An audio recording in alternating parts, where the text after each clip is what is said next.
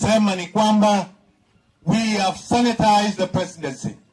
We sanitize the security of our country. We must sanitize the Parliament of the Republic of Kenya. We must sanitize the National Assembly, the committees of Parliament, the leader of majority jameni, the committees of Parliament azikai vizuri. Before we go to recess in December, Kimani Ichung'wa na wale viongozi wengine katika bunge ya kitaifa, the committees of Parliament, we need to reconstitute those committees so that we can be able to align the leadership of committees of the National Assembly so that they can be able to deliver the mandate of the National Assembly to the people of the Republic of Kenya. Kuna wengine hapo machairman hapo lazima wakwende.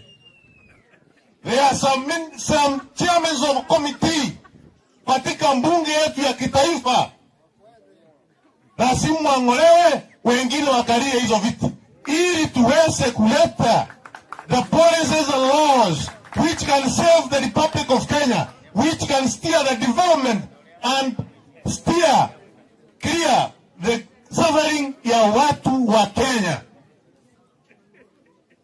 We don't want chairmen who are rent seekers. We don't want chairmen who are budgeting corruption in the national budget of the Republic of Kenya.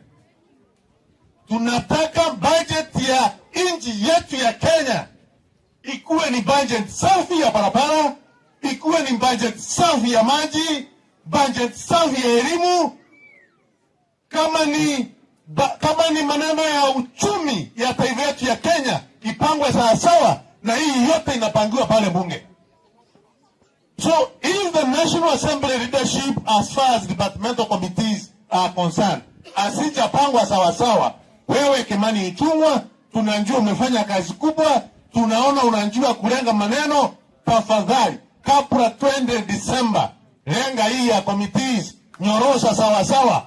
Wale ambao hawawezi kufanya kazi, hawajaweza kufanya kazi vizuri for the last 2.5 years, wakwende nyumbani. Tuweke mwambunge ambao wanaweza kukalia hiyo vitu sawa sawa na kufanyia wananchi wa Kenya kazi vizuri kulingana na wajibu wa sheria. We don't want jokers as chairmen of departmental committees in the National Assembly. Tunataka watu ambao wataweza kupanga maneno sawa sawa. Kenyans need service. Kenyans need to be offered proper service by their government. Na mahali mpango inapangiwa ni pale bungeni.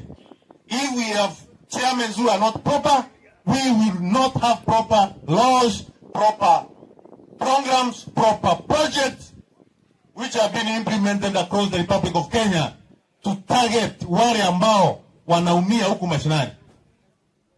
Those chairmen who have failed, please, President of the Republic na kiongozi wa wengi pale bungeni, sisi tunataka kuona mkinyorosha maneno.